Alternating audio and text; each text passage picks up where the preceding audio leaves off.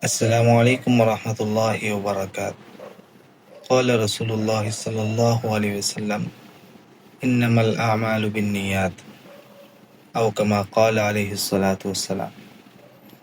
হুজুর সাল্লাল্লাহু আলাইহি সাল্লাম বলেন, সমস্ত কাজ নিয়তের উপর নির্ভরশীল। সমস্ত কাজ বলতে আল্লাহ রসুল সাল্লাল্লাহু আলাইহি সাল্লাম এই কথা বুঝিয়েছেন যে দিনের সমস্ত আমল নিয়তের উপর নির্ভরশীল।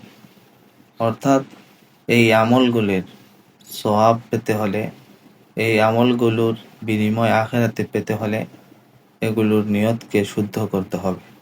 আর নিয়তের শুদ্ধ মানে আল্লাহ তাআলার রেজামন্দি হাসিল করার উদ্দেশ্য।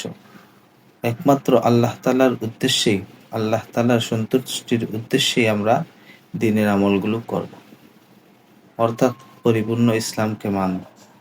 আল্লাহ পাক রব্বুল আলামিন আমাদেরকে পরিপূর্ণ ইসলামকে একমাত্র আল্লাহ তাআলার সন্তুষ্টির জন্য মানার তৌফিক দান করুন।